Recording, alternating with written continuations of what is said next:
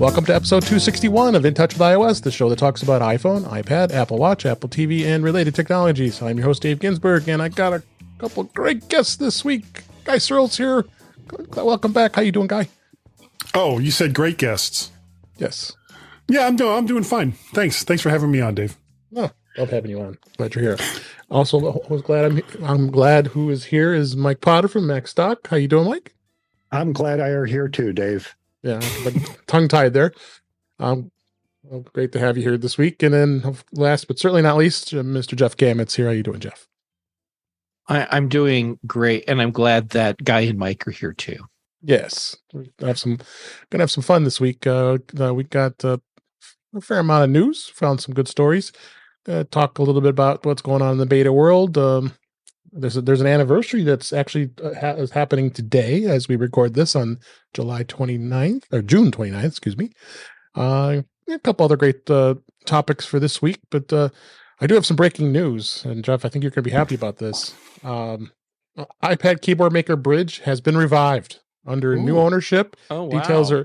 Details are unpaid salaries and unfulfilled orders is still unknown. This was in 9 to 5 Mac. The author, it was Chance Miller, the author. He published a big expose about the big downfall of Brydge. We talked about this a number of weeks ago.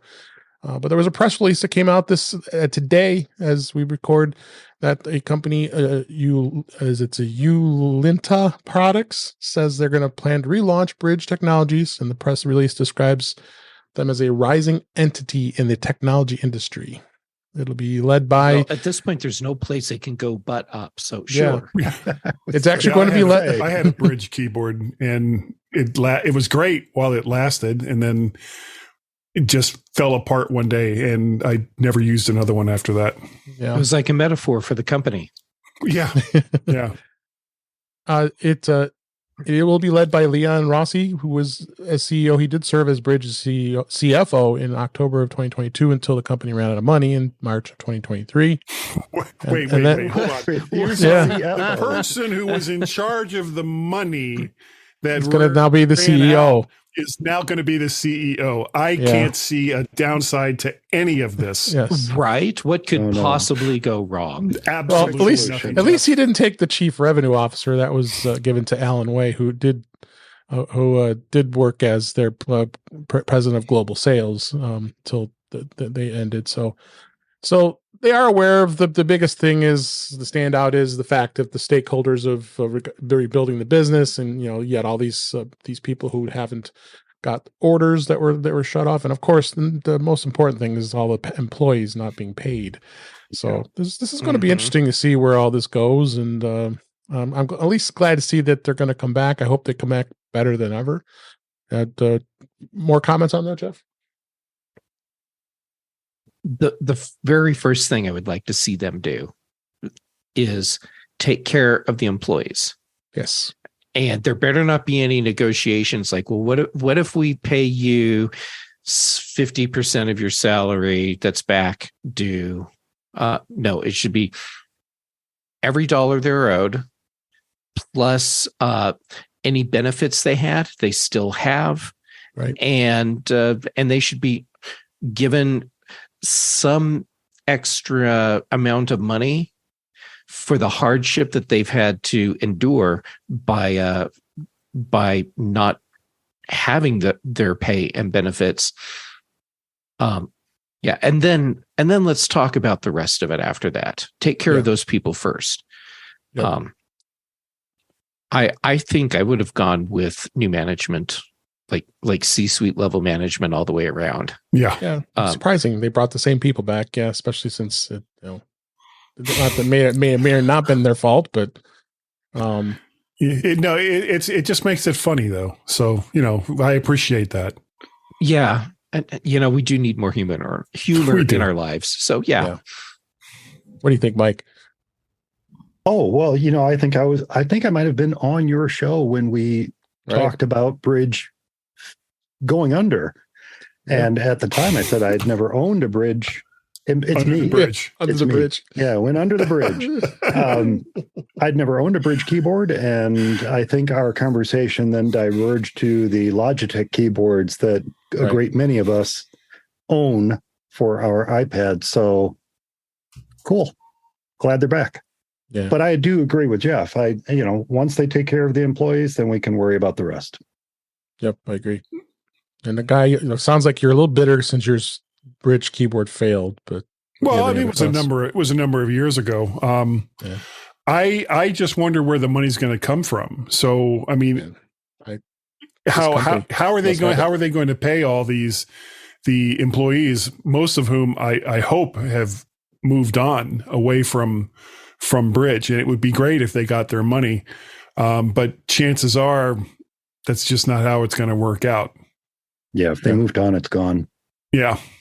Yeah. I mean, I don't know. Yeah. There was no mention in the article saying that if there was going to be anything that relates to the former company, as I guess we would say it. The company formerly known as Brydge. Yep. So it's all depending on, I mean, I don't know if they even filed for bankruptcy. If they did, then obviously they're protected from that. Well, they were going to, but they couldn't afford the fee to file it. Yeah. I laugh only because yeah. It's funny because it's true. Right. Yeah. So let's go ahead and move on. I always like these stories whenever a good feature in an iPhone works. The iPhone 14's emergency SOS via satellite feature saved a California hiker. As we know, the emergency SOS via satellite is a feature that was introduced in the iPhone 14 models, and it actually over the weekend it actually saved an injured person on a trail.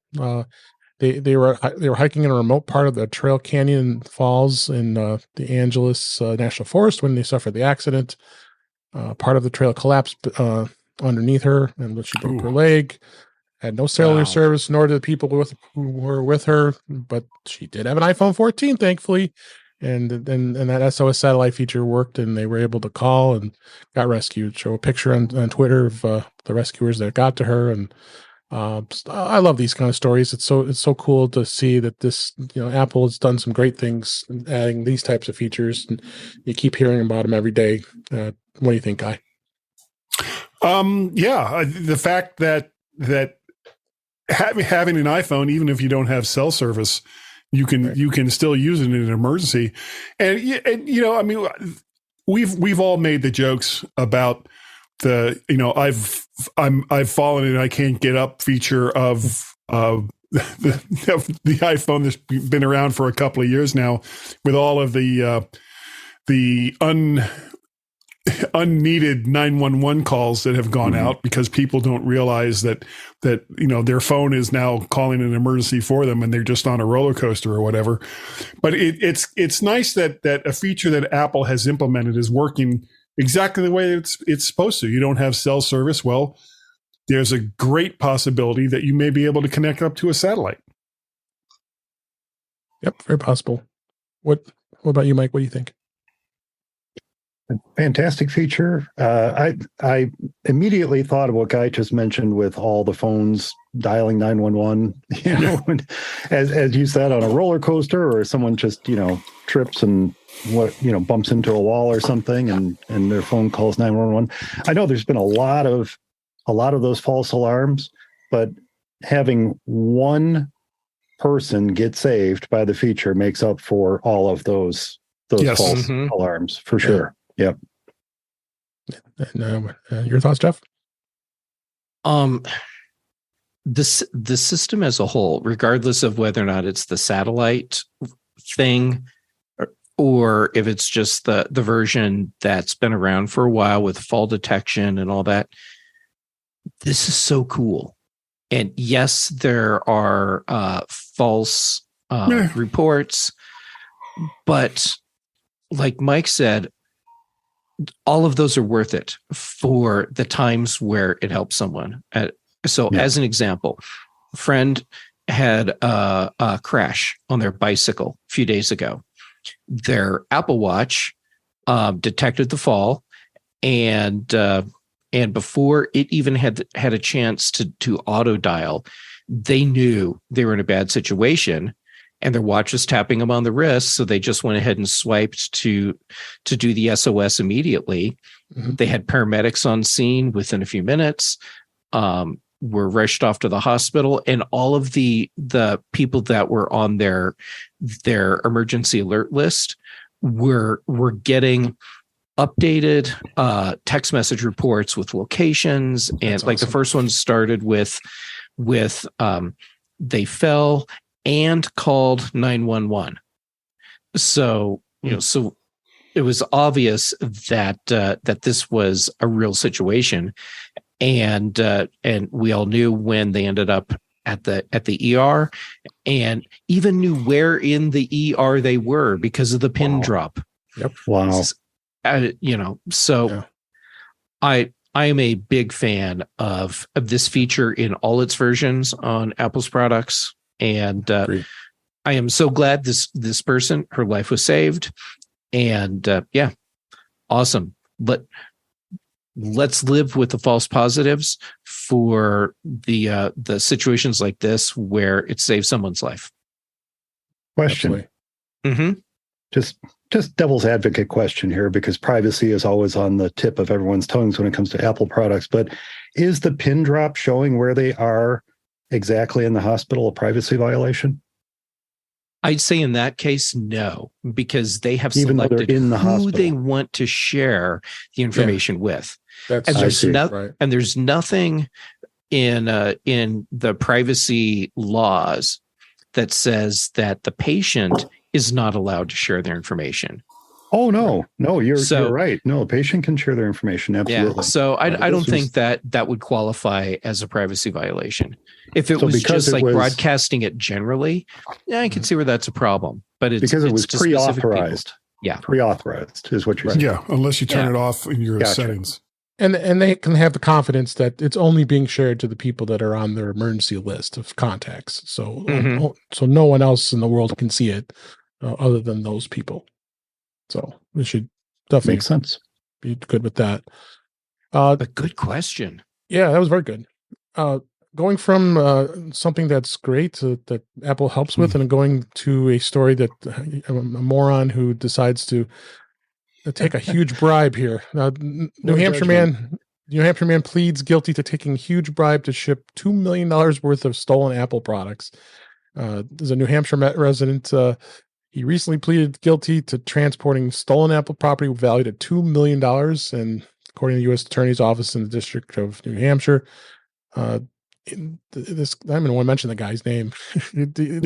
He had a shipping company in Manchester, New Hampshire, and then in the fall of 2022, a Hong Kong-based company purchased a range of Apple products that was meant to be forwarded to them in Hong Kong. Well, of course, it included iPads, iPhones, Apple Watches, MacBooks. So then rather than shipping the goods, he accepted a bribe of over $700,000 and from a different Hong Kong company to redirect that $2 million worth of products to that company instead.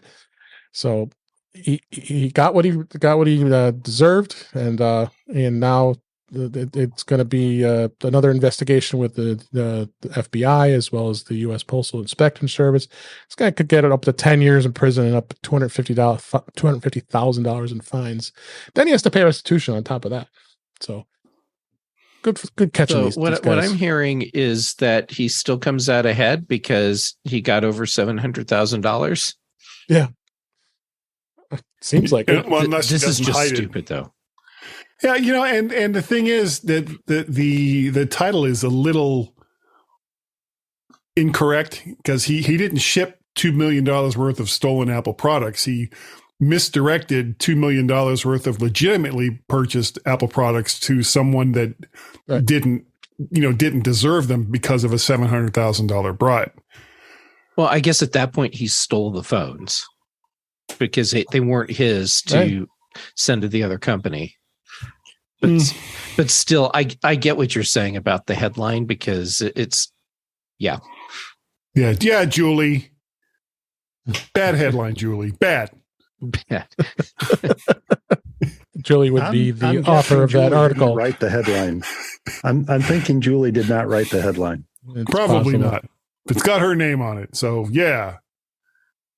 Any additional thoughts on this, Mike? No, Besides the I was a headline. little confused until guys started to explain it, and I clicked through to read the article, and I understand now. So the original purchaser, that was a legitimate purchase. Yes. So Yes. that was all on the up and up. I was starting to wonder why someone in Hong Kong would try to get stolen goods shipped back to them in Hong Kong. There must certainly be a quicker way to get stolen Apple products when you're in Hong Kong, next to the country within which they're produced. But now I understand. So he legitimately purchased these products. The seller decided that thanks to a $2 million bribe, somebody else would be a better recipient of the products. Yeah. And Right. he made money on both ends. On both ends. Yep. Now, as long That's as capitalism. he supplies product to both purchasers, Yeah, but it would have to be $2 million worth. And if he only got 700,000 from the different company, then he's down $1.3 million. well, the $2 million was the bribe. The second No, person wanted. $700,000. The 700,000 was the bribe. The first company bought $2 million worth of Apple product. Oh, And they were paying him to I ship it. see. And then another company I paid him gotcha. $700,000 to ship it to them instead. And Instead, he's like, yeah, okay. Got it. Okay, so the 700. It wasn't the 2 million that was the bribe. It was the 700,000. Right. Right. Gotcha. Okay, I had it flip flopped. just the value was $2 million. Yeah. Are you sorry you asked if I had any thoughts on this matter? Not at all. It got everything cleared up and understanding what this story is all about. But we can move on now. So Apple hikes iCloud Plus subscription prices in many countries around the world, not the U.S. Apple has They already here. did it. Yeah. Did they just do it recently? Yeah. Overall, 6 months ago, Jeff, I think it went up like $3. Yeah, Yeah, earlier this year. that sounds about like the right Yeah. timing. Okay. So they have increased the price of iCloud storage in several regions around the world, including the UK, Scandinavia, Eastern Europe, the Middle East, and South America. Everybody, of course, we know gets that wonderful 5 gigs of free storage cloud space that's going to really just eat up in about. Oh, 5 megs, isn't it? No, it's 5 gigs. Gig. 5 But gigs. I thought it was Okay. 5K. No, Yeah. it's 5. It's a slap in the face. That's what Yeah, it is. it's just pointless. Thanks for buying our stuff. Wow. You know what though, Guy? 5 gig of storage space is a slap in the face. Let's These be days honest. it really is. Yeah. So Especially at the prices that Apple charges. I mean, Yeah. I think they could bump to 20 or 25 Yeah. and be okay. They should Can give you us even buy a $700,000 thumb worth drive? of bribes. yeah. Yeah. No, can you even buy a thumb drive with that low of storage Not No. easily. anymore? No, it's hard to buy an 8 gigabyte thumb drive yeah, for less than a 16 gigabyte thumb 16, drive. right? Yeah. 1632. And that'll probably cost you what, like $9? right? If A 16 is if that. Yeah, they're Yeah. not even quite 9 anymore. Yeah, even those NVM drives that they're putting on motherboards or computers now, they're dirt cheap, super cheap. You can there's some companies, especially in the gaming world, you can get a 500 gigabyte NVM drive for $20, $30. Yeah. Unless of course it's an Apple product, then it's 200. Yeah. I just bought think you're taking us down a path here that really makes sense, which is we need someone to buy a bunch of these super cheap storage components. Could be cases and cases of thumb drives. Mm-hmm. Then we pay someone to divert those to Apple so they can start plugging them into their servers, so we all have more storage. Jeff, And how all much you how need- much would I have to pay you to implement this scheme? I was going to say all he needs is $700,000. $700,000. Right. Jeff knew where I was going. I did too. Interestingly, it does say in this article that pricing in the United States, Canada, and European Union had remained the same. So that's why I was confused.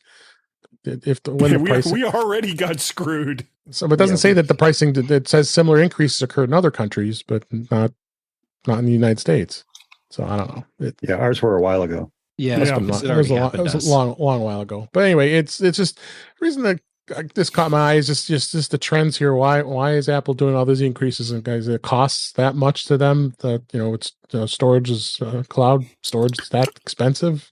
I think this falls under the category of because they can. Because they can. Okay. Yeah. Those thumb drives don't buy themselves, guy. They do not. That is true. They've tried. No, and we saw how that worked out. Yeah. And with them, and then with Apple being in the financial side of things with the Apple Card and other stuff, this article is worries me about a trend here. But they're doing this and just in Canada right now. Apple is no longer going to offer interest-free financing in Canada. They stopped offering this on any new iPhone, iPad, Mac purchase in Canada. And it's going forward. The ranges are going to be 4.9 to 7.9% financing for products over 12 and 24 months. So that kind of stinks. And they go through the different percentages, and it's because I guess what happened was the Apple's financing partner in Canada was acquired by a firm. It's called PayBright. And Apple's website says it's now being handled by a firm. So maybe a firm must have changed their ways here. So I don't think Goldman Sachs is doing that to us in the U.S. But of course, the Apple Card really isn't available anywhere else instead of the U.S. anyway. So, what do you guys think? I'm just buying stuff in Canada. Yeah. It seems like Canada always gets screwed. Canada and students, because Apple no longer offers, or hasn't for a while, 0% interest financing on educational purchases. And thanks to the likes of T-Mobile and Verizon and AT&T, if you decide to buy an unlocked phone direct from Apple, they're no longer going to offer 0% financing either. So, and it costs more. And it costs more. And it costs more to boot. Yeah. Exactly. Mm-hmm. And yet that's the only way I purchase my phones from Apple, because I don't use Verizon or AT&T or T-Mobile. Yeah. Yeah, unfortunately. So, well, it's a shame, but I'm sorry for those listening in Canada that you have to not have this nice option. But good to report the news here of what's going on with that. Something a little more fun. There's a new game coming to the Apple Arcade in July 21st to be exact. Apple's subscription gaming service. It's called Stardew Valley. Wasn't familiar with this game, but it's big, popular. Apple's subscription gaming service, Apple Arcade, is going to gain this title in July, as they announced a couple days ago here. It features the same open-ended farming gameplay with more than 50 hours of content to go through and mobile-specific features and all that. So this is great to see how Apple Arcade is really growing. And Mike, it seems like you are very familiar with this game. What is this all about? And you think this is a good thing for Apple Arcade?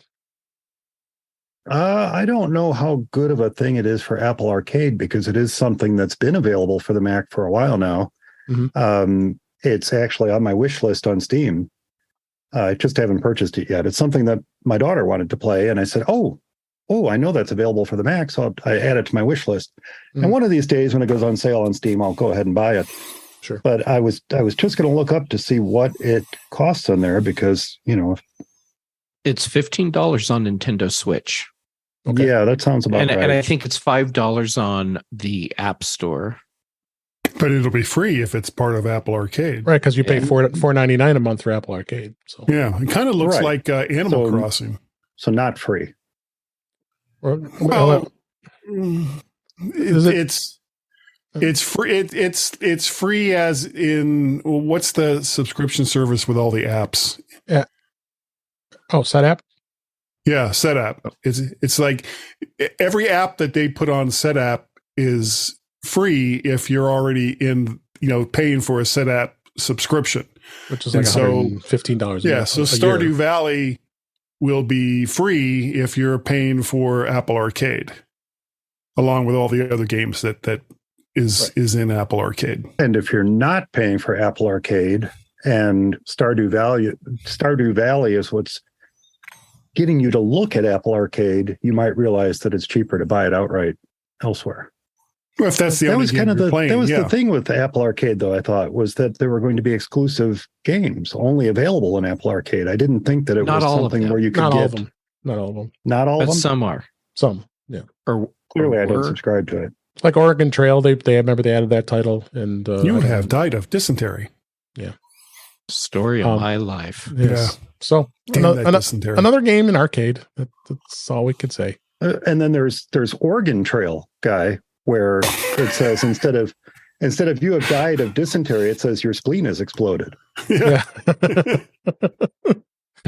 That one's going to be awesome with Vision Pro. Yeah. Yeah. Oh, There You you get go. like a virtual scalpel. Splat. Yeah. Oh gosh. here it Oh, is. let's go on to the next story here. This story really kind of angers me. T-Mobile is ditching auto pay discount for Apple Pay despite its history of security woes. T-Mobile's long feared and unpopular change to auto pay is set to officially go into effect this next month in July. They will no longer accept credit cards, Apple Pay, or Google Pay for auto pay. This means if you want to secure that $5 a line discount for using auto pay, you'll have to update your payment to use either a bank account transfer or a debit card. I haven't gotten this notification yet from T-Mobile. I used T-Mobile, and I wasn't even aware that existed. The auto pay, or Well, not auto pay, because I do that, but that you got a discount for Apple Pay. Of course, you now got it It's a doesn't discount matter. for no, it's a discount for doing auto pay, but pay. Yeah. and then Apple Pay was one of the choices. You could use a credit card too if you wanted, but they're not going to let you do that anymore. So it has to be like a direct debit from your bank account or using the debit card. Well, sure. I want to hook my main checking account to a company that's had several security breaches. I cannot see the downside to that. Yeah, this is Right. Plus, I'm getting plus I have 8 lines on my account. I got a really nice discount for doing that by. Why do you every have month. 8 lines? Family? Okay. And family. his side business. Oh, yeah. Wink. Oh, Wink. wait. No, I can't wink anymore. All right, 2 of the lines are free. So technically 6 lines. I am winkless. Mm-hmm. So yeah, this is not. I guess Winkless Serle. I'm. Oh God. Well, at least you got that humor. Yeah. So yeah, it's a shame they're doing this, but again, like I said, I'm a T-Mobile customer and I didn't get any notification that this is happening, but I'm seeing people post things on social media that they're saying they did. So I don't know what to believe. I knew it was coming, but I've not received any notifications about it either. Yeah.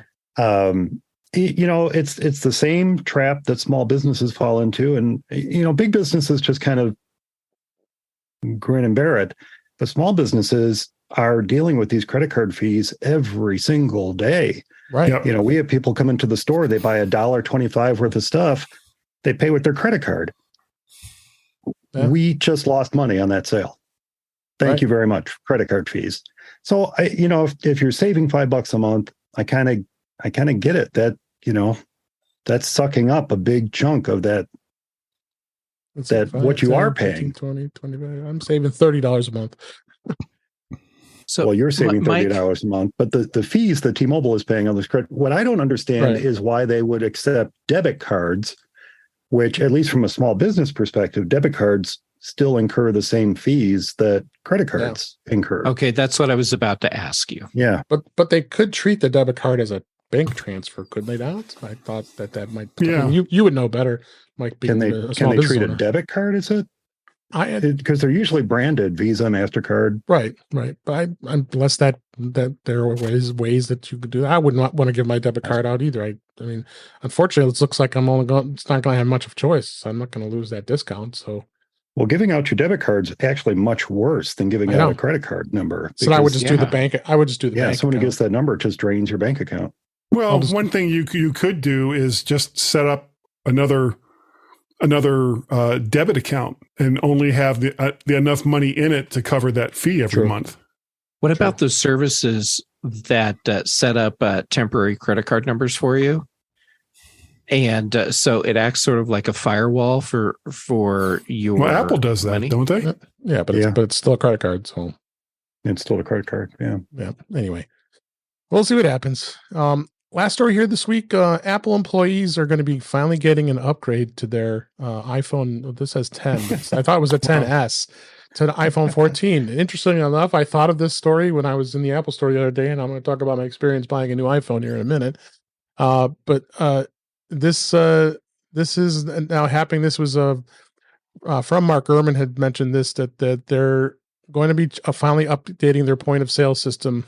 It's called Isaias from the iPhone 10 to the iPhone 14. Maybe because the 10 is considered obsolete now, that they had to do it. So even in the article says a former Apple employee has revealed that employees did indeed have to swap out their iPhone 10s multiple times a day because they're having problems. Batteries. Yeah. Yeah. So, because this, of course, the 10 was released in 2017. So that's what, 5 years ago, 6 years ago now. Yeah, so, almost 6 years ago. Yeah. So okay, I get it. So these are the phones they're using in the store. Yeah, point of sale. They're the POS devices. Yeah. Okay. Yeah. When I've heard this headline, I'm picturing like Tim Cook sitting at home saying, "When can I finally get rid of this iPhone 10 and get upgraded to something newer?" Yeah. So it's so old, it actually still has the spin dial for each number. Just like my iPod Touch. Exactly. So that's the way it goes. I'm sure. I'm happy that they're getting their new iPhone 14s it'll be a better experience for all of us, including us as customers. Yeah, my future daughter-in-law just picked up a 13 for $500. There you go. Yeah, what a deal. All right, let's go ahead and move on to the topics this week. Well, beta this week, there's been not too much activity with iOS 17. I'll talk about that in a minute, but there's now a fourth beta of iOS 16.6 that was sent out to developers, and it's I believe the public beta is out now as well. Still, we don't know if much, if anything, is in here that's been added to this, other than the key feature is extraordinary digital threats. Apple intends for iMessage contact key verification. So I don't see much else on here. This is interesting. This is the longest I've seen Apple a single beta hanging out on the old version of iOS when they should be focusing on the new iOS 17. But I would think security issues. Yeah. Yeah, right. Exactly. So, but this is going from a 16.5. This is a full dot one update, dot 6 from dot 5. So, so this is definitely interesting. You guys, any thoughts about that? Jeff? I think Guy is right, that this is going to have probably a lot of security updates. My guess is that there are other bugs that are significant enough that will have an impact on other things Apple is doing, that they felt necessary to divert people from iOS 17 to working on this bigger point update. Yeah, because they have a few months with the 17, but it's going to come up quick. Any thoughts, Mike? No, that's a great point, Jeff. I appreciate that, knowing that Apple has had to divert internal resources to iOS 16.6 to fix all these bugs that are in it nearly a year after release. It sure makes me eager to install iOS 17. Yeah, right. But Mike, you get fresh new bugs. New bugs. New and improved bugs. So I also got a link in here for watchOS 9.6. No idea what's being added to that. The same thing as tvOS 16.6. So we'll see where that goes. And I would venture to say probably the next week or two, it's probably going to get released to the public and we won't be talking about it anymore. As I said, iOS 17 is continuing on. We've talked numerous shows here about some of the new features. Notably was the updates to the messages, the phone, and FaceTime, continuity camera on the Apple TV, and all kinds of other great updates that we're looking forward to talking about more. I linked out to some of the some improvements that were found. Some of the sites here. There's going to be 8 privacy and security improvements coming in the next update. they're doing some upgrades to the privacy browsing upgrades in Safari. Will now be locked and require secondary authentication to unlock and access. So if you hand over your phone over to someone that attempts to open your Safari private browsing tab, the access will be denied without the Face ID or Touch ID or a passcode. I think that's pretty good. Cool. Tracking URL removal. Opening a URL in a private browsing window will automatically strips all tracking information about the URL. Plus, unknown trackers are completely blocked, so companies aren't able to track your browsing across multiple sites. And then URLs can also be stripped when browsing in a non-private browsing mode. If the functionality is enabled, you can go in and actually disable it. So I'm not going to go through as far how to do that. And shared passwords, you now can securely share passwords with passkey with friends and family members. They're updating that. Password resets are going to be much easier. They're adding that. The photo library access. So there's some pretty notable things that they're really updating in security in iOS 17 that is looking to be interesting to do that. Other thing I was going to mention was you're going to have the ability to turn photos into iMessage stickers in iOS 17. Jeff, with your experience with stickers, is this something that you think is going to catch on? People are going to have fun with? I think there's a certain demographic that will really enjoy this, and we may or may not be in that group, but right, yeah, there's people that are going to really be into this. The things that Apple does that to a lot of us seem like superficial additions to messages and iMessages. Mm-hmm.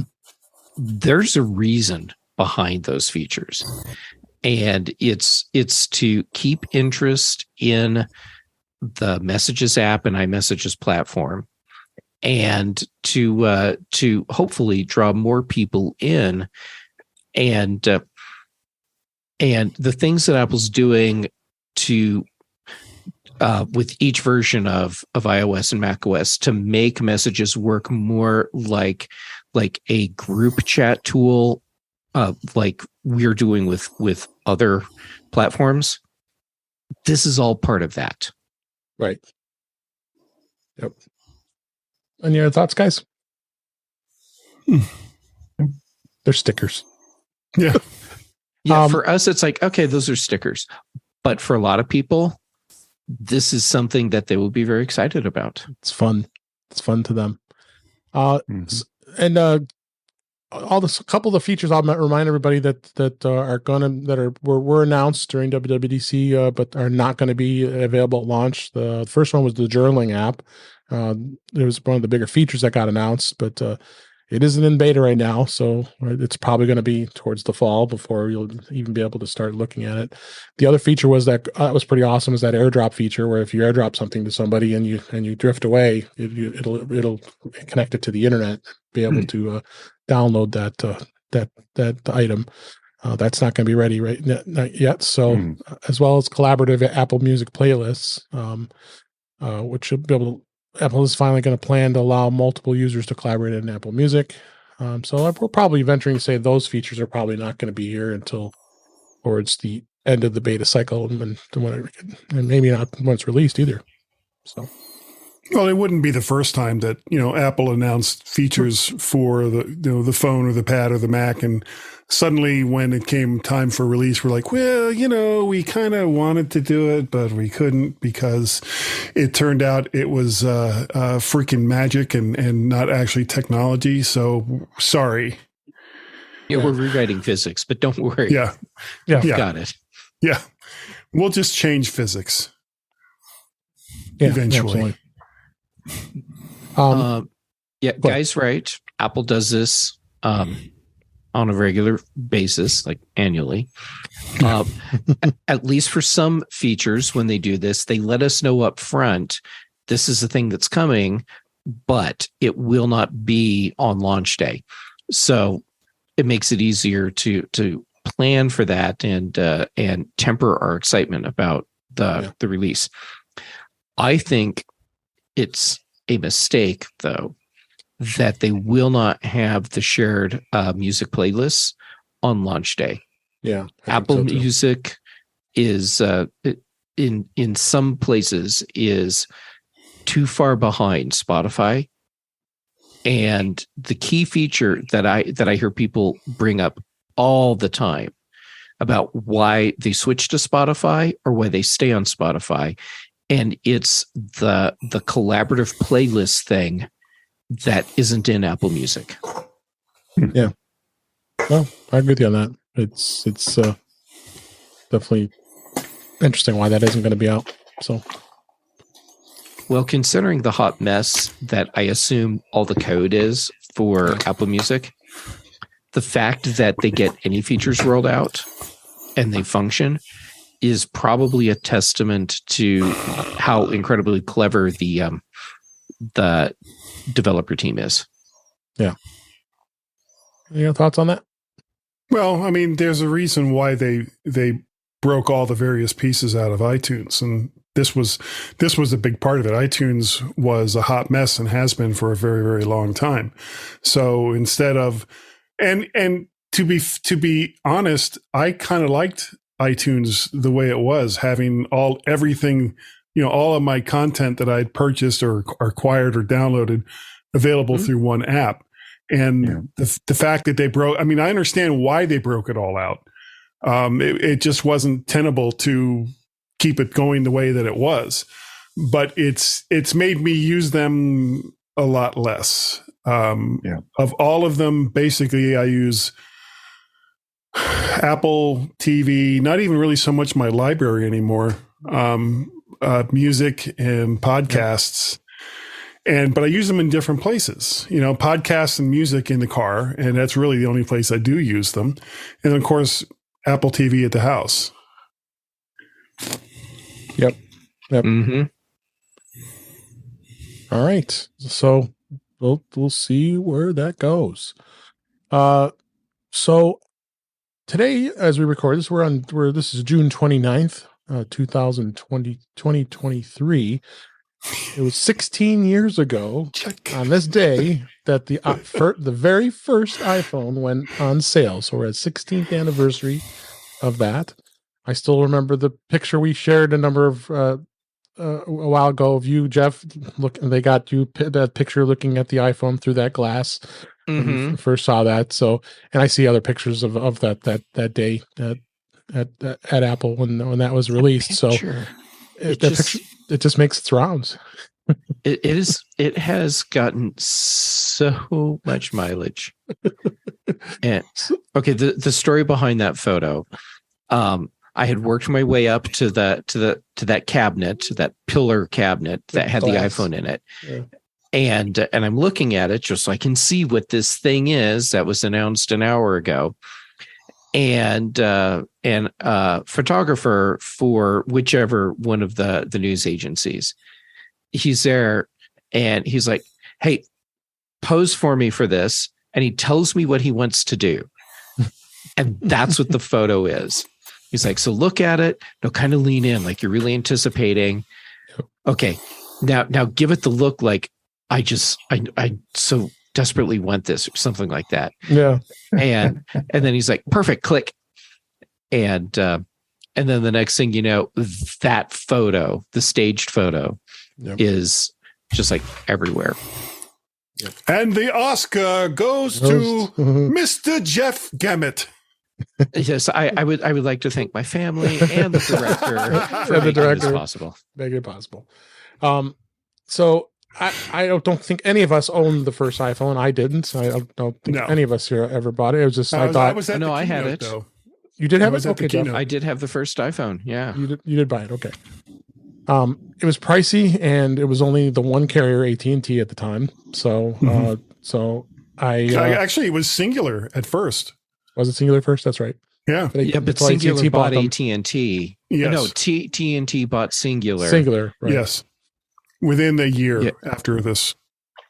Well, wasn't it by the time the iPhone launched, AT&T already had Singular? They did. No, I think it was still, well, okay. That doesn't really matter, I guess. It all ended up being AT&T. It was all AT&T. So yeah. So I wanted to do something interesting. We all like to play with Chat GPT, so I'm not going to read the whole thing. I'll have it in the show notes if you want to see it. But I asked what is it about this anniversary that's important to know about, and the first sentence right away says this highly anticipated device developed by Apple Inc. revolutionized the mobile phone industry and set a new standard for smartphones. So it's interesting to see how Chat GPT actually grabbed lots of this information. I like its groundbreaking features, like web browsing, email functionality. Right. Just like what Steve Jobs says. It's a phone. Yeah. It's an iPod. It's an internet device. Are you getting it? Best keynote Are you ever. getting it? That was a really good keynote. Yeah, that was a fantastic keynote. The best one ever. So it was groundbreaking, and then the phone just evolved. I have a picture behind me, as you see on the video, that shows every single iPhone that was ever released, and I can go through and count. I own that one. I own that one. I own that one, and I pretty much have owned every. I didn't own the first one, but I started with a 3G, and I worked my way down and owned every other iPhone since. So, I like to know what you guys think. What does the future hold for iPhone? We've got the Vision Pro coming. Is the iPhone going to continue on to be as great as it is, and how much we all love it and using it until something comes along to take its place, and it's not going to be the Vision Pro. Right. Eventually, no. I mean, because technology moves on, and hopefully Apple and a bunch of other companies are working on the next gen devices that aren't just a 2001 era slab that we stick in our pockets and can, do all these wonderful things. And yeah, it is wonderful and it is magical. If you took an iPhone and handed it to somebody in 2006 and said, "This is what we're using in 2023," it would completely blow their minds. And you look at the original iPhone completely blew a lot of people's minds, except for Steve Ballmer and people like that. But when you consider the impact that Apple and the iPhone had on the entire industry, it's really, really difficult to imagine what that next step is going to be. So, I'm sure someone somewhere has something in their skunk works that is going to make our smartphones look like a caveman beating on a rock with a stick. But for now, that's all we got. And I can't really see it changing in a significant way. They keep trying to give us folding phones like they kept trying to give us 3D TV. And again, people just don't particularly want it. It doesn't work that well. No. And even if, people keep saying, when is Apple going to come out with their folding phone? If I was Apple, I would say never. It's crap. Who wants it?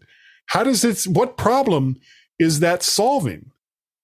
Yeah. And I'm glad you brought that up, because I just was watching the reviews of the Pixel Fold, and Marcus Brown. Brutal. Yeah. I mean, he just it folds out. I mean, it has a main screen, so you can have it folded as a regular phone. Then it folds out to be the two double screens. You can't move things over in between both windows. It either goes snap to the left, snap to the right.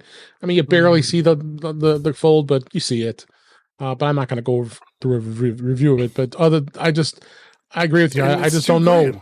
And it's $1,800, right? Yeah. So I just don't know if Apple ever was going to go down that road, unless something becomes more of an AI type of device beyond what a Vision Pro is. But what do you think, Mike? Go ahead, Joe. Oh, go ahead. Nope. You're asking Mike. I'll keep my mouth shut. I saw Mike's look. I wanted to get his thoughts on this. I'm perfectly happy to let Jeff take the next comment. I don't have anything particularly valuable to add. Listening to Guy talk about the iPhone and showing it to someone from 2006, I don't think I necessarily agree with that. I mean, if you look at Montgomery Scott picking up the mouse and saying computer, the concept of what he was doing was sound. He just wasn't told what that device was. Right. If, on the other hand, he was told it was a communication device, and that he could punch numbers in it, just like he can punch numbers into a phone of that era and make a call to communicate with someone, I think they would get it. I think someone from the 1920s would get it if you sat there and explained it to them. If you just handed it to them and said, this is what we're using in 2022 or 2023, they'd say, well, they'd kill you. That's what they do. But, and plus they wouldn't have a signal out. Yeah, if you told them what it was, the concept of what this can do as a communication device, whether it's visual communication or audio communication, is essentially the same as we've had for about 100 years. Yeah. Now, it was a 3-10-pole device, though, right? And that's what made it so revolutionary. And it was that internet device and iPod and communication device all in one that really made it revolutionary. I think the concept of consuming all the world's knowledge on a device like this in the 1920s is a lot different than saying, this is a phone and you can call somebody with it. So I think it just kind of depends on how you approach it, how you show it to someone from 20 years, 40 years, 60 years, or 100 years ago, right. And how they then interpret the device. But it works so well because it does what people need on a continual basis. And that's why the phone is taking the place of laptops for a lot of people. That's why the phone is taking, whether it be Android or iOS, that's why it's taking the place of laptops. That's why it's taking the place of computers, for goodness sakes. I know a lot of computer in your pocket. They've just thrown their computers out the window, and their phone is the only device that they have. Sometimes I talk to them, they got an iPad, but they don't really use it that much. They usually use their phone for everything because the important stuff, the things that they need the most, are in their pocket. Yep. And whether I agree with it or not, it's Facebook and email and the occasional website and maybe a little bit of banking. That's about it. That's what they need. And it's interesting you say that. What is when you look at the iPhone now in 2023, what is the least important part of that device now? For many people, it's the phone. Still, for many people, it's the phone, but for many people, it's just as important. Yeah, it depends on the user. Yep. This is, for many people, the only communication and internet connectivity device that they own. If you call their number, this is what they pick up. My in-laws just got rid of their landline after 55 years plus, 55 plus years. They got rid of their landline and they're all cell now at 83 years old. Good. Well, we still keep ours, but it's mostly spam junk block. If I have to give a phone number for something, that's the number that I'll give, because I know it's going to generate 14 billion calls from somewhere in the Near East to ask me if I'm interested in DHHS grants or something. Well, you are, though. Always. I get one phone call on our landline, and I call it a landline, and that's a little not quite accurate statement, because we switched from AT&T. We ported it over to Ooma many, many years ago. So we're paying some insanely low annual price for this landline that works out to be a fraction of what we paid AT&T on a monthly basis. Right. I did that. And we get more features. So we actually have 2 landlines in the house, and one is on Magic Jack, and I don't think we pay anything for that. I'm not sure what we pay for that one. And one of them's on Ooma, and that's our old landline is now, it's completely VoIP. But we get one call on it every week, and it's my dad. There you go. Last word for you, Jeff, so I move off this topic. Okay, so the whole thing with where's this going for phones? With the iPhone, will it still have relevance? What's it going to be? Most people are looking at this from the wrong angle. And Guy, you hit on this when you said people are asking, when is Apple going to release a foldable phone? That's what people are thinking of when they think of what's the future for this sort of technology. They're thinking about hardware changes, hardware gimmicks. they're not thinking about what can the device do for you.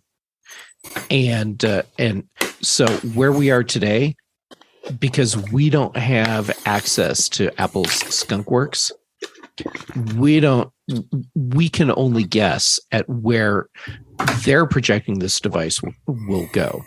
Right. I think this is a problem for a lot of phone makers as well, because they're not thinking about what can this device do that enhances the user's life. They're thinking about what's the cool gimmicky technology thing we can add in that makes people want to buy the next one. And that's not innovation. No, there hasn't been much innovation in the phone for many, many years. Oh. And maybe that's why it took Apple this long to release or announce the Vision Pro, because they wanted to ride out the iPhone as long as they could until it became just that thing that gets minor upgrades every year, and people only buy it when they break one. So we'll see where that goes.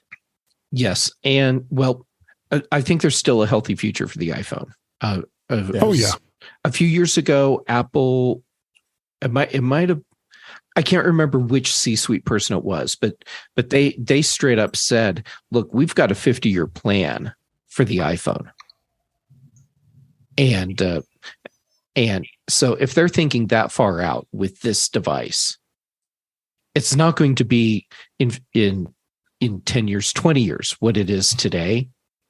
So imagine what it'll be when they hit the end of that 50-year window. I don't even know if it will be the slab of glass and metal that we're buying today. Yeah. Or it's the same. What was the 50-year plan for the Westinghouse phone? And where was it at the end of that 50 years? There wasn't much innovation going on there, let's be honest. No, there wasn't. I think they changed the case from Bakelite to plastic. Yeah. Avocado, and yellow. Yeah, those beautiful colors they had. One. Yeah. Yep. All right. I got two more topics I want to hit before we wrap things up here. This I found extremely interesting. This device was announced at Mobile World Congress, and I just stumbled across this today. And this story is actually written today as we record this. This is a gadget that will give you the best features of the iPhone 14 for $149. And basically, what it is, it is a device called the Motorola Defi Satellite Link. It's a small key fob-like device that pairs with your iPhone or Android via Bluetooth, and doing so connects your smartphone to satellites orbiting the Earth, of course, 22,000 miles away in space. What's the benefit? Well, if you need to send a text message but you don't have cell service, now this is going to allow you to send messages via satellite connection, unlike what the SOS does, which is just for emergencies on the iPhone now. This will have this, but this also adds the SOS feature, because there are going to be some phones out there that do not have that feature if you don't have the iPhone 14. So this was just announced. It's in pre-order right now, $149. I'm not sure what the cost is on it yet, but I think this is kind of a cool thought. That could you carry this around? Is there a monthly charge for it or anything, or is it just by the one-time charge for the hardware? No, I believe there's going to be a charge for it. Yeah, so it's like having a service. When you buy it for $149, you get a year of service for free. For free, the which first year, is SOS Assist and up to 32-way messages a month. Right. And then after that, then it's $5 a month. Okay, that's not bad. That's a fair thing to have security for having that. That's a pretty cheap insurance policy there. And being able to text when you need to, as opposed to with the SOS, you have to enable it. It gets enabled automatically on an iPhone, but you really can't text. You're sending it out to the satellite, to the emergency services, and then they kind of interpret where you are. When they get that message, they think you're having trouble. Well, that SOS feature is also going to be on here. So this kind of gives you both the best of both worlds. So I'm curious to see where this goes. We've got links in the show notes about it. And this could be something that's for the future here, for having satellite links when you're out in a place where you don't get cell service. So Last topic I wanted to hit here this week. I had to purchase an iPhone. It wasn't for me. It was for a family member and birthday present that the family's going to give her. And it's an iPhone 14. She decided on the color of yellow, so I thought that was kind of cool. So I think it's going to be a neat little phone. But I just wanted to kind of go through the experience. And then this article from The Verge was talking about the trade-in. And we've talked about trade-in many times.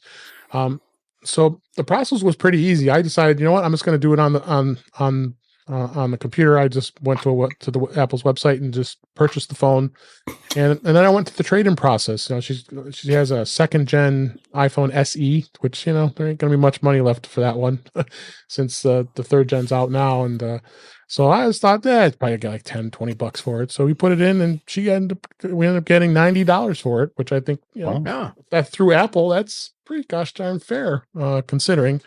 So it was a good experience, and I had it so I could just go pick it up at the store. It's nice to be able to. We're so used to buying an Apple product and have to rush to get it in the order before, unless you had to wait. You know, like me every year when I'm getting the upgrade to the next model. You know, you got to be up at least we don't have to be up at 2 a.m. now. We're up at 7 a.m. Local time to do it. But it's nice to go through the process and have a good experience. And I went to the store, had a real nice Apple employee to help me out. Went and picked it up, ready to rock, and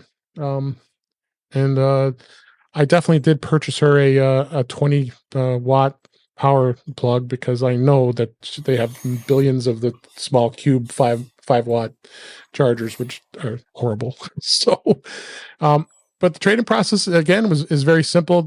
I just wanted to touch on this article from The Verge here, talking about, you know, making sure that you clean your gear, that you're erasing the phone, and erasing if it's a Mac, do a factory reset.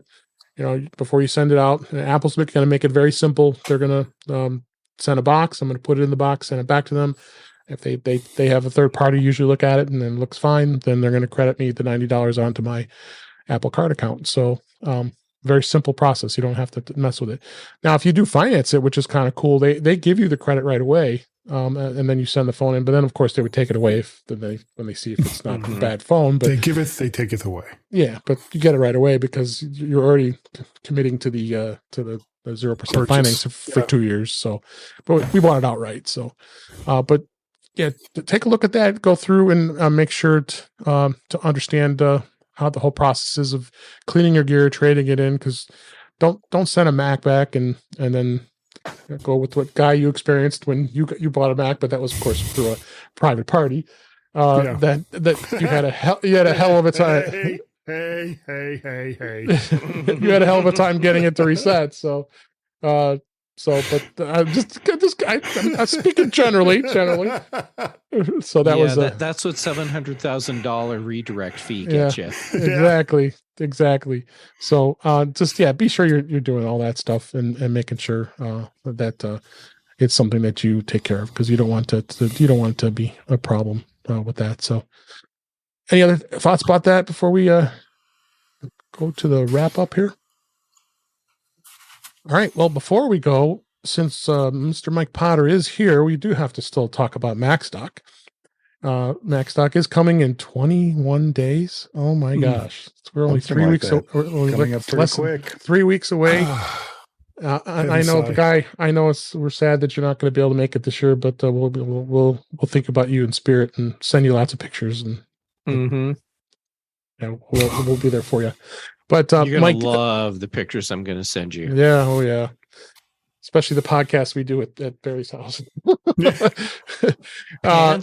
Where we're put down the microphones, walk out of the room. That's what you got to do. Yeah, exactly. When you take the pictures, Jeff, just remember that MacStock is a family-friendly, conference.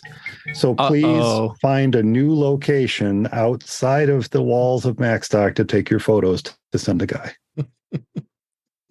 I'm going to spend a lot of time in the bathroom. Jeez. But anyway, I know it's great that the event is sold out, but you do have a waiting list, right, Mike? And then you tell people about the virtual event. We do have a waiting list, and I was debating even cutting off the waiting list, because I would even say that the waiting list is full at this point for in-person tickets. But yes, you're right, Dave. There is a virtual pass, and it's the first time we're able to offer it because of the venue change. Yes, because of the venue change, we had to reduce the number of potential attendees who could be there in person. Right. But thanks to the venue change, we could offer a virtual pass for the first time. It's the same venue that we hosted Virtual MacStock 2021 at, and that worked great. Guy was there, Dave was there. It worked fantastic. Yep. And the virtual pass is going to cover both Saturday and Sunday, all sessions, including Mac Geek Gab live on stage. So yeah, it's going to be a lot of fun. Fun. And that virtual pass is still available right now at mac.conferenceandexpo.com. Great. And we had so what I'm hearing is there's still a chance for me to see MacStock. Is the barbecue still on too? Yes. Actually, Barry's Midwest Mac Barbecue is still on. It's taking place. Let's see, Thursday, the 20th. 20th, right? So 2 days prior to MacStock weekend, it's going to be in Barry's backyard, just like the very first Midwest Mac Barbecue was in 2015. And there is a link on the MacStock website where you can go sign up to tell Barry you would like to attend, and then you'll get all the details for going there. What are you talking about, Jeff? Still a chance to see MacStock. Just making sure you're paying attention. I had to circle back around to that because you are kind of pivotal to the weekend there, Mr. Speaker. Yes, to have myself and Jeff speaking. Yeah. But Mike, if it puts your mind at ease at all, I have my flight out. I have my hotel. I am booked. I'm committed to being there. Yes. Or should be. Or I should be. Well, should be committed or should be committed to being there. Yes. Yeah. But the virtual experience should be great. Mike and I did it. I was able to visit Mike last weekend, and we did a bit of a test to check everything out, and it worked. That was really cool. It worked out really well. Yeah, we were able to. I didn't realize that Ecamm could do a lot of that stuff. Because I've tried using it before, and sometimes the interface gets in the way of what it is you're trying to do. But it looks like you guys got it worked out. Yep. No, it really is fantastic software, and I have to say, I sound like I'm always turning this into a commercial for Ecamm Live, but it's really just amazing software. Yeah. The version 4 that came out this year has added so many incredible features to the package that increase its value tremendously, especially for MacStock. There were just things that they added this year that have made it all the easier for me to do the virtual pass this year. So I was excited to get version 4. I wasn't necessarily excited to use it in beta for MacStock, but the final version came out this spring. So and I've been using it for Mac Eyes Only every episode. So it's really, really great stuff. But Dave, you and Jeff are speaking, and I should probably just run down this lineup of presenters that we have, because it's probably one of the best lineups we ever had. We've got Chuck Joyner, we have Rachel Schmitz, we have Dave Ginsburg, Dave Hamilton, Kirsten Sia is going to be there. We've got Mac Geek Gab with John F. Brown and Pilot Pete at the end of the day on Saturday. We've got Allison Sheridan, we have Brittany Smith, we have Jeff Gamet, Jill McKinley, Marty Gensius, and Mike Schmitz. I mean, that is just a phenomenal lineup of people over 2 days. And and lest I forget, the MacStock Short Film Festival, Wally Trewinski hosting that we had the first one in 2019, and then everything stuff happened. Stuff happened. Yeah. And then, so this is going to be our second MacStock Short Film Festival. And I'm giving Wally two segments at MacStock to host that over the weekend, one on Saturday and one on Sunday. So that's just going to be the capper on a fantastic weekend as we wrap things up on Sunday with that. So go check it out on the website. It's mac.conferenceandexpo.com. It's July 22nd, 23rd. You can come see us virtually now. Go out to buy a ticket. You can come see us and see how great all these great speakers are going to be. So we're going to really have a great time. So And not to mention the great town of Woodstock, Illinois. Yes, a fun little town just north of Chicago. I'm very serious. I'm very serious when I say that. No, Woodstock is a fantastic little town. It really is a fantastic town, and this new venue is right in the heart, in the historical heart of Woodstock, Illinois, and I think right folks in the town are square. Dig it. So, town square. All right, let's go ahead and wrap things up for this week. Thank you, everybody, for being here. That's a wrap for this week. Please send your comments, questions, and suggestions to our email address, feedback@intouchwithios.com. You can follow us on Mastodon @intouchwithios, as well as Twitter @intouchwithios. Support the show by buying me a coffee at intouchwithios.com/coffee. We would really appreciate it. You can become a patron of the show by going to patreon.com/intouchwithios. We have 2 tiers available to support the show. Would really appreciate it. Make sure you like, share, subscribe, and so you're notified when we are live streaming, which is usually on Thursday nights at 8 p.m. Eastern Time, 5 p.m. Pacific, on our YouTube channel, which is youtube.com/intouchwithios, where you can watch the current and live streams. That we leave the live stream up after the fact, as well as you can listen to all the past shows on YouTube. Visit In Touch with iOS magazine on Flipboard, where many of the topics we discuss are flipped into that magazine. The link is in our show notes. You can subscribe to our show on your favorite podcatcher, including Pocket Casts, Overcast, Apple Podcasts, and many others. But better yet, just go to our website, intouchwithios.com, where all the links to all the ways to listen to us are there. I am Dave Ginsburg, and you can find me on Mastodon at DaveG65, as well as on Twitter, DaveG65. And Mike Potter, thank you so much for being here. Thank you, Dave. Let everybody know where they can find you. We already know about MacStock, but where can we find you too? Yes, you so very generously mentioned MacStock Of course, MacStock and Expo.com. But you will find me on the second and fourth Friday of every month at ForMacEyesOnly.com, at ForMacEyesOnly.com. I just said that a moment ago. And you can find For Mac Eyes Only on Mastodon, tooting.ninja at For Mac Eyes Only, or MacStock, tooting.ninja at MacStock Expo. Awesome. Thanks, Mike. ForMacEyesOnly.com. Appreciate it. And Guy Serle, so glad you were able to make it back on the show here. Where can people find you? Thank you. Thanks for inviting me. I always enjoy coming on.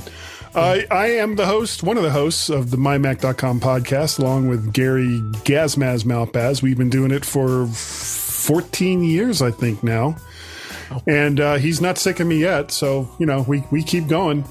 You can find that over at MyMac.com. You can contact me. My email address is guy@mymac.com. Also, podcast at vertshark.com. vertshark.com is the website that you can find all of the vids.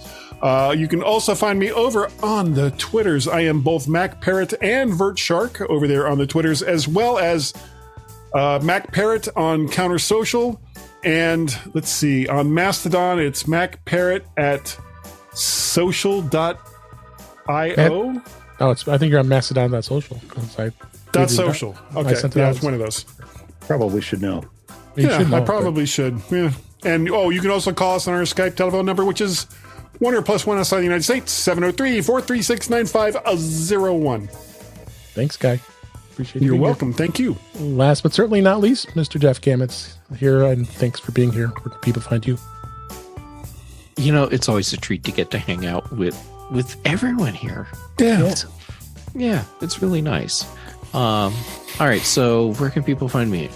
J Gamet on the various social platforms, Mastodon and Instagram. That's where I'm doing stuff. Then for shows, Tuesdays on Mac Voices Live, because Chuck Joyner keeps letting me on. Here on Thursday. I mean, why does he do that? I don't know. I it's a mystery. Don't tag us. It's a penance. I really believe it's a penance. But let's see. Then Thursdays, Dave keeps letting me on here on In Touch with iOS, so thank you for that. Then British Tech Network on Thursdays, the Big Show. Then Fridays, the Mac Show, and then Brian Chaffin and I record the Context Machine. Great. Programming note: we're going to be off next week on the week of the 4th of July for Independence Day in the United States, and we'll be back the following week on the 13th of July. And thank you for listening. We hope you enjoyed the show, because we enjoyed doing it. And until next time, we'll talk again soon.